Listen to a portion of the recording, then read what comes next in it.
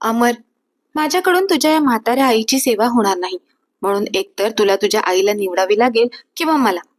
लग्न होऊन सासरच्या घराचा उंबरठा ओलांडल्याबरोबर माधवीने अमर समोर दोन पर्याय ठेवले आणि त्यातील एक पर्याय निवडायला सांगितल्याबरोबर अमर पूर्णपणे गोंधळून गेला. आता काय बोलावे त्याला काही सुचेना. तेवढ्यात कामिनीताई म्हणाल्या, अमर बाळा, सुनबाईने आत्ताच घराचा उंबरठा ओलांडला आहे. उगाच तिचं मन दुखावू नकोस. तू तुझ्या बायको बरोबर ह्याच घरात सुखाने संसार कर. मी आणि तुझा लहान भाऊ विपुल आम्ही दोघं बाजूच्या खोलीत राहतो. त्या रात्रीच कामिनीताईंनी आपला दुसरा मुलगा विपुलला सांगून त्याचं सर्व सामान बाजूच्या खोलीमध्ये नेऊन स्वतंत्र चूल मांडली. आपण सासरच्या घरात पाऊल टाकल्याबरोबर सासूबाई सोबत छोट्या दिराला घराबाहेर काढल्याचा आनंद माधवीच्या चेहऱ्यावर स्पष्टपणे दिसत होता. माधवी श्रीमंत घराण्यातील मुलगी होती, त्यामुळे तिचे विचार असे होते की आपला नवरा आणि आपण दोघेच राजा राणीप्रमाणे राहायचे. घडलेही तसेच. अमरची चांगली नोकरी होती, म्हणून दोघं राजा राणी अगदी मजेत संसार करू लागली. इच्छा झाली तर जेवण बनवायचं, नाही तर बाहेरून ऑर्डर करून खायचं. दुसरीकडे बाजूच्यात खोलीत राहणारा कामिनीताईंचा दुसरा मुलगा विपुल एका छोट्या कंपनीमध्ये साधारण कामगार होता. त्यामुळे अमरच्या तुलनेत विपुलची कमाई खूपच कमी होती. असे असले तरी कामिनीताई घरीच सर्व जेवण बनवून आपल्या मुलाला खाऊ घालायच्या. विपुलची कोणता वेगळा पदार्थ खायची इच्छा झाली की त्या स्वतः तो पदार्थ बनवून त्याला खायला घालायच्या. 1 वर्षानंतर कामिनीताईंनी विपुलचं लग्न करून दिलं. त्या मुलीचं नाव रोहिणी होतं. रोहिणी संस्कारी आणि साधी सरळ मुलगी होती. लग्न करून सासरच्या घरी आल्यावर ती पहिल्या दिवसापासूनच कामिनीताईंना त्यांचा मान सन्मान देऊ लागली आणि कामिनीताई सुद्धा रोहिणीला आपली सून न मानता मुलगीच मानत होत्या. रोहिणीला कोणते काम येत नसेल तर कामिनीताई अगदी समजावून तिला ते काम शिकवत असायच्या. त्यामुळे कामिनीताई आपल्या सासूबाई आहेत असे रोहिणीला कधी वाटलंच नाही. म्हणून रोहिणी कोणतीही गोष्ट अगदी मनमोकळेपणाने त्यांच्या बरोबर शेअर करायची. आपल्या आईचे आणि बायकोचे एकमेकींसोबतचं असं वागणं पाहून विपुल देखील खुश असायचा. असं म्हणतात की माणसाचं मन प्रसन्न असलं की त्याने काहीही खाल्लं तरी त्याच्या चेहऱ्यावरचं जे तेज असतं ते पाहण्यासारखं असतं. पण माणसाचं मन प्रसन्न नसेल तर मग त्याने कितीही महागडे आणि चांगले खाद्यपदार्थ खाल्ले तरी ते त्याच्या अंगाला लागत नाहीत आणि त्याचं तेज कधीच त्यांच्या चेहऱ्यावर दिसत नाही. असंच काहीसं विपुल आणि अमरच्या बाबतीत घडत होतं. विपुल धष्टपुष्ट होत होता आणि अमर दिवसेंदिवस कमजोर होत चालला होता. दिवस असेच निघून जात होते. एक दिवस रोहिणीला सकाळीच उलट्या होऊ लागल्या. कामिनीताईंनी विचारलं, काय झालं रोहिणी बाळा? रोहिणीने उत्तर दिलं, काही नाही आई, रात्री शांत झोप लागली नाही, त्यामुळे अपचन झालं असेल, दुसरं काही नाही. कामिनीताईंनी जेव्हा रोहिणीचा चेहरा पाहिला तेव्हा त्यांनी लगेच ओळखलं की रोहिणीकडे गोड बातमी आहे. कामिनीताईंनी लगेच तिला आराम करायला सांगितला आणि लिंबू पाणी बनवून प्यायला दिलं. लिंबू पाणी पिऊन देखील रोहिणीला बरं वाटत नव्हतं. त्यामुळे कामिनीताई लगेच विपुलला म्हणाल्या, विपुल, हिला हॉस्पिटलमध्ये घेऊन जा. हॉस्पिटलचं नाव ऐकल्याबरोबर रोहिणी नकार देत म्हणाली, अहो आई, एवढी मोठी गोष्ट नाही आहे.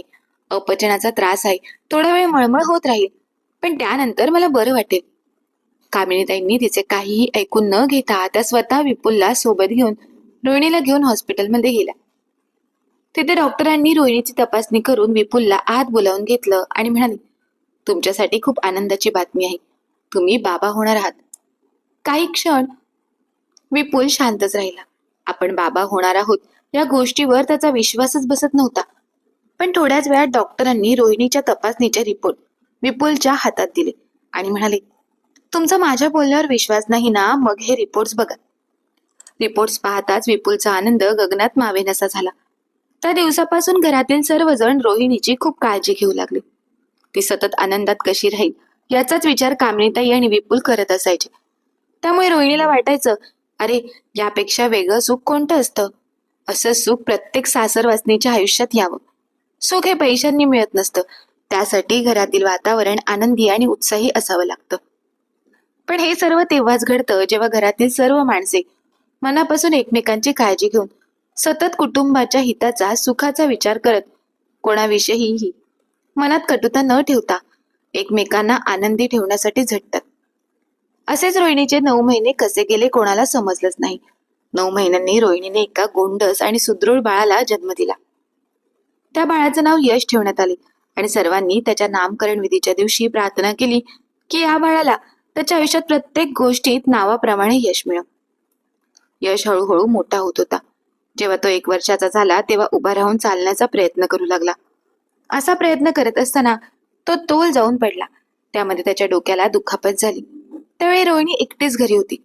कामनीताई आणि विपुल दुसऱ्या गावी नातेवाईकांच्या घरी कार्यक्रमाला गेले होते. अशा परिस्थितीमध्ये रोहिणीला एकटीलाच यशला हॉस्पिटलमध्ये घेऊन जायचे होते. तिने गाडी शोधण्याचा प्रयत्न केला पण गाडी मिळाली नाही. म्हणून ती आपला मोठा धीर अमरला म्हणाली, भाऊ, तुमची कार घेऊन यशला हॉस्पिटलमध्ये घेऊन येता का? तुम्ही आलात तर तुमचे खूप उपकार होतील. अमर लगेच हॉस्पिटलमध्ये जाण्यासाठी तयार व्हायला गेला. तेवढ्यात माधवीने कारची चावी लपवून ठेवली. अमर कपडे बदलून कारची चावी शोधू लागला पण त्याला चावी सापडली नाही. त्याने माधवीला विचारलं तर ती म्हणाली, मला काय माहित, मी गाडी चालवते का? वेळ निघून जात होती. यश अजूनही रडतच होता. शेवटी रोहिणीने त्याला घेऊन चालतच हॉस्पिटलच्या दिशेने निघाली. काही अंतर चालून गेल्यावर एका टेम्पोवाल्याने यशचे रडणे ऐकले आणि रोहिणीची धडपड पाहिली.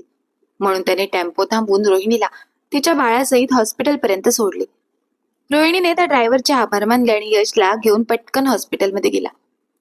डॉक्टरांनी यशची तपासणी केली तेव्हा त्याच्या असे लक्षात आले की यशच्या डोक्याला मार लागून आत रक्ताची गाठ तयार होत होती. पण लगेचच योग्य औषध इंजेक्शनच्या मार्फत दिल्याने पुढील धोका टळला. संध्याकाळी विपुल आणि कामिनीताई घरी आल्यावर त्यांना शेजारच्या लोकांकडून समजलं की यश पडला आहे आणि रोहिणी त्याला हॉस्पिटलमध्ये घेऊन गेली आहे. हे समजताच कामिनीताई आणि विपुल दोघेही हॉस्पिटलमध्ये पोहोचले. जेव्हा विपुल आणि कामिनीताईंनी यशला हॉस्पिटलच्या बेडवर पाहिले तसे ते लगेचच त्याला बघायला त्याच्या जवळ जाऊ लागले. पण नर्सने त्यांना थांबवले आणि म्हणाली, तुम्ही अजून काही तासांनी त्याला भेटू शकता. अजून तो पूर्णपणे बरा झालेला नाही. त्या दोघांनी रोहिणीला आधार दिला. तेव्हा रोहिणीने रडतच सर्व प्रसंग सांगितला आणि डॉक्टर काय म्हणाले हे देखील सांगितलं. तेव्हा कामिनीताईंच्या काळजात एकदम धस्स झालं. त्यांना ह्या गोष्टीचे जास्त वाईट वाटले की आपला मोठा मुलगा त्याच्या भावाच्या मुलाच्या मदतीला आला नाही. दुसऱ्या दिवशी यशला हॉस्पिटलमधून डिस्चार्ज देण्यात आला. यश घरी आल्यावर देखील माधवी आणि अमर त्याला पाहायला सुद्धा आले नाहीत. अमरची इच्छा होती की यशला बघायला जावं पण माधवी त्याच्यावर ओरडली आणि म्हणाली, तो मुलगा बाहेर खेळतो आहे तेव्हा तुला दिसत असेलच ना, मग खास त्या लोकांच्या घरात जाऊन त्या मुलाच्या तब्येतीची चौकशी कशाला करायला हवी? काही दिवसांनी माधवीने गोड बातमी दिली. अमर खूप खुश झाला. त्यासोबतच तो माधवीला म्हणाला, आता तुला स्वतःची खूप काळजी घ्यावी लागेल. तू बाहेरचे खाद्यपदार्थ खाणे बंद कर आणि मैत्रिणीसोबत पार्टीला तर अजिबात जाऊ नकोस. बाहेरचं खाऊन तुला त्रास होईल आणि सोबतच तुझ्या पोटात वाढणाऱ्या बाळाच्या वाढीवर परिणाम होईल. माधवी उलट उत्तर देत म्हणाली, माझ्या बाळाला मला मॉडर्न बनवायचे आहे. मी तुझ्या गावंढळ वहिनीसारखी नाही. माझं बाळ बघ एकदम वेगळं असेल. माधवी प्रेग्नंट असताना सुद्धा आपल्या मैत्रिणीसोबत पार्टी करायला जायची आणि घरी असली तरी बाहेरचे खाद्यपदार्थ ऑर्डर करून खायचे.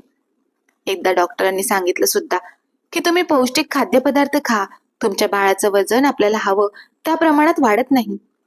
माधवीची वेळोवेळी सोनोग्राफी होत होती आणि त्यावेळी डॉक्टर तिला हेच गोष्ट सांगत असायचे की तुझ्या पोटातील बाळाची वाढ होत नाही आहे. त्यासाठी तुला काही पथ्य पाळावी लागतील. जंक फूड खाणे पूर्णपणे बंद करावे लागेल. हीच गोष्ट अमर माधवीला समजावून सांगायचा की माधवी असं करू नकोस. त्यावेळी माधवी त्याच्यावर ओरडायची आणि म्हणायची, घरात मी एकटीच असते. माझ्यासाठी लागणारे जेवण मलाच बनवावे लागते. त्यामुळे मी मला जे काही खावंसं वाटतं ते ऑर्डर करते. अमर म्हणाला, मी आईला सांगू का? ती तुझी काळजी घेईल. तुला जे काही हवं नको ते ती बनवून देत जाईल. नको नको, त्या म्हातारीची मी कधीच मदत घेणार नाही. असं बोलून माधवी प्रत्येक वेळेला अमरचं बोलणं धुडकावून लावत असायची. शेवटी त्याचे परिणाम माधवीला लवकरच भोगावे लागले. तिचा 7वा महिना चालू झाल्याबरोबर तिच्या पोटात खूप दुखू लागले. अमरने लगेचच तिला हॉस्पिटलमध्ये ऍडमिट केले. डॉक्टरांनी माधवीची तपासणी केली तेव्हा त्यांना समजलं की माधवीचं बाळ तिच्या पोटातच गेलं आहे आणि त्यानंतर माधवीला खूप त्रास होऊ लागला. त्यावेळी पुन्हा एकदा अमर माधवीला म्हणाला, आता तरी आपण आईची मदत घेऊया का?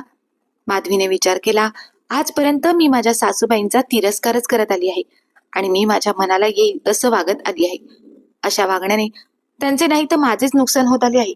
आता तर माझ्या पोटातील बाळाला या जगात येण्या अगोदरच मी गमावून बसले आहे. हे दुःख खूप मोठं आहे. मी सतत माझ्या सासरच्या माणसांना खूप दुःख पोहोचवण्याचं काम करत आली, पण अप्रत्यक्षरित्या मात्र दुःख माझ्याच वाट्याला येत होते. पण आता नाही. आता आपण स्वतः आपल्या सासूबाईंची माफी मागून त्यांना आपल्याकडेच राहायला बोलूया. आपल्या छोट्या दिराने त्यांचा सांभाळ केला. त्याची बायको रोहिणी आल्यानंतर तिने देखील सासूबाईंची अगदी मनापासून सेवा केली. त्यामुळे त्यांच्या आयुष्यातील आनंद अजूनच वाढत गेला. म्हणून आता काहीही झाले तरी सासूबाई आपल्याकडेच राहायला हव्यात, हा विचार घेऊन ती अमरला म्हणाली, तुम्ही आत्ताच्या आत्ता आईंना इकडे बोलावून घ्या. मला नीट चालता आले असते तर मीच त्यांच्याकडे गेली असती. मला त्यांची माफी मागायची आहे आणि त्यांना इथेच आपल्याकडे राहायला सांगायचं आहे. माधवीचे असे बोलणे ऐकल्याबरोबर अमरला देखील आनंद झाला. त्याने लगेचच कामिनीताईंना आपल्याकडे येण्यास सांगितले. कामिनीताई जेव्हा अमरच्या खोलीत आल्या आणि त्यांना समजलं की माधवीचं बाळ तिच्या पोटामध्येच मरण पावले, तेव्हा त्याने माधवीला मिठी मारली आणि तिला आधार देत म्हणाल्या, अरे बाळा, तुला काही त्रास होत होता तर मला सांगायचं ना, मी इथेच तर बाजूला राहते. मी कधीही तुझ्यासाठी धावत आले असते. ज्या सासूबाईंचा आजवर माधवीने सतत तिरस्कारच केला होता, त्या सासूबाईंच्या तोंडून असे शब्द ऐकल्याबरोबर माधवीच्या डोळ्यात अश्रू आले. ती भरल्या डोळ्यांनी म्हणाली, आई, तुम्ही खरंच धन्य आहात. आजपर्यंत मी तुम्हाला दुःख देण्याचं काम करत आली आहे, पण तुम्ही कधीही माझ्याविषयी तुमच्या मनात राग ठेवला नाहीत. या उलट मी तुमचा सतत राग करत आली आणि त्यात माझेच खूप मोठे नुकसान झाले आहे. म्हणून माझी तुम्हाला हात जोडून विनंती आहे की तुम्ही आजपासून आमच्या सोबतच राहा. कामिनीताई म्हणाल्या, माधवी, तुझ्या मनाची तळमळ मला समजत आहे, पण आता मला इथे राहणं शक्य नाही, कारण रोहिणीचे छोटे बाळ आहे. त्या बाळाला माझा लळा लागला आहे. रोहिणी मला आई समान मानते, म्हणून ते घर सोडून इथे राहायला येणं शक्य नाही. माधवी रडतच म्हणाली, आई, रोहिणीला इकडे बोलावून घ्या. मी स्वतः तिच्याशी बोलते आणि मला तिची माफी देखील मागायची आहे. काही वेळात रोहिणी तिथे आल्यानंतर माधवीने हात जोडून रोहिणीची माफी मागितली आणि म्हणाली, मी फक्त तुझाच नाही तर तुझ्या मुलाचा सुद्धा राग करत आली आहे. जेव्हा तुझा मुलगा पडला, त्याला हॉस्पिटलमध्ये न्यायचे होते तेव्हा अमर तयार झाला होता, पण मीच कपटनीतीने कारची चावी लपून ठेवली. त्यामुळे अमरला तुझ्या मुलाला घेऊन येता आलं नाही. मला वाटत होतं की तुझ्या आयुष्यात ते बाळ आल्यामुळे तुझं आयुष्य खूप सुखी झालं आहे. मला तुला सुखात पाहायची नव्हती, म्हणून मी तशी वागली. पण देवाने माझी कपटनीती माझ्यावरच फिरवली. म्हणून आज माझ्या पोटात वाढणारं बाळ माझ्या हातात येण्या अगोदरच देवाने हिरावून घेतलं. हे असं घडण्यामागे मीच कारणीभूत आहे. त्यामुळे माझी विनंती आहे की तू आईंना आमच्याच घरी राहू दे. जेव्हा मी त्या माऊलीची सेवा करेन तेव्हा कुठे माझी पापे हळूहळू कमी होत जातील.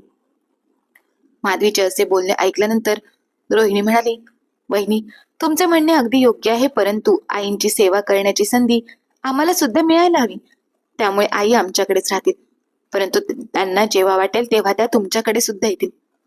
आपण फार दूर राहत नाहीत, त्यामुळे आई दोन्हीकडे जाऊन येऊन राहतील. रोहिणीने सुचवलेला हा पर्याय कामिनीताई आणि माधवी दोघींनाही खूप आवडला. त्या दिवसानंतर कामिनीताई आपल्या दोन्ही सुनांकडे राहू लागल्या. काही दिवसानंतर माधवीला पुन्हा दिवस गेले.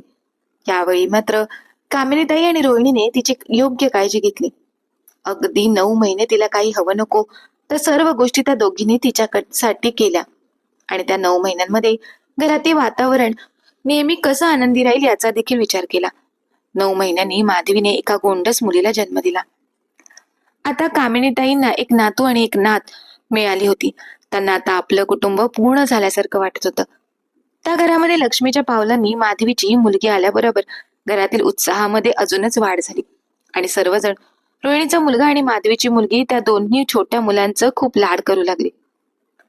कामिनीताईंच्या घरात आता आनंदी आनंद आहे. माधवीने स्वतःचा अहंकार बाजूला ठेवून आपल्या सासरच्या कुटुंबातील सर्व लोकांना स्वीकारले. तेव्हा तिच्या आयुष्यात खऱ्या अर्थाने सुख आले.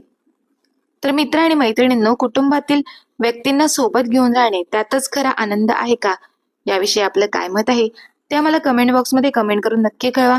आणि जर का तुम्हाला ही कथा आवडली असेल तर कथेला लाईक, शेअर आणि चॅनलला सबस्क्राईब करायला मात्र विसरू नका. धन्यवाद.